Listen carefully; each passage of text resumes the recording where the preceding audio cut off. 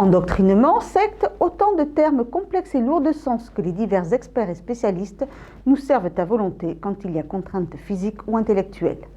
Dans le cadre des Lundis de la Culture, l'association Tirossaise Culturez-vous a tenté de lever le voile sur ce sujet. Malheureusement, toujours d'actualité. Pour débuter l'année, Culturez-vous a choisi un sujet plein de mystères et de questionnements, les sectes et les sociétés secrètes. Alain Dassé était d'accord pour traiter un sujet qui lui tenait cher parce qu'il a été confronté à ce problème, donc en l'occurrence les sectes et les sociétés secrètes.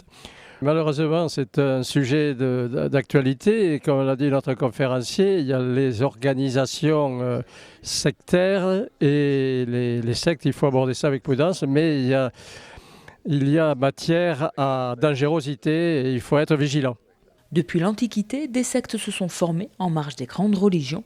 Aujourd'hui, elles ont une mauvaise image, bien que sa définition est un ensemble de personnes partageant la même doctrine. Le mot secte a en France une connotation négative, mais en Angleterre, c'est un culte, c'est un groupement d'hommes qui réfléchissent, qui ont une religion identique, un groupe philosophique ou autre. En France, en raison de cette époque des années 70-80 où il y a eu une floraison de sectueuses et de mouvements absolument horribles, le mot secte est devenu extrêmement une connotation très négative. La loi ne punit pas les sectes en tant que telles, parce que la législation européenne, la liberté de religion, de culte ne le permet pas, ainsi qu'aux États-Unis, mais elle punit les conséquences sur les individus et sur l'ordre public. Donc quand une secte impose des contraintes physiques, morales à ses adeptes, là ça devient répréhensible par la loi. Mais une secte en tant que telle, ou un groupement d'hommes ou de femmes autour d'une religion, d'une philosophie, d'un domaine artistique, parce qu'on peut se regrouper pour différents sujets d'intérêt, de satisfaction. C'est difficile de caractériser une secte. Le mot secte n'est plus d'ailleurs adapté à la réalité aujourd'hui. De nos jours, elles ont évolué et se répandent via Internet et les réseaux sociaux.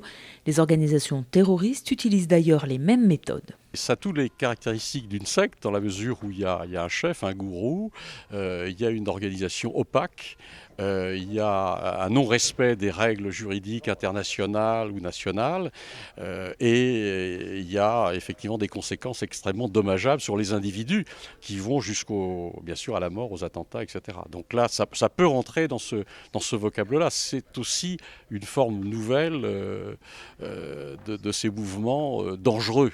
Pour aider un proche en difficulté avec une secte, il est important de ne pas rompre le lien avec ce dernier et de contacter une association d'aide aux victimes.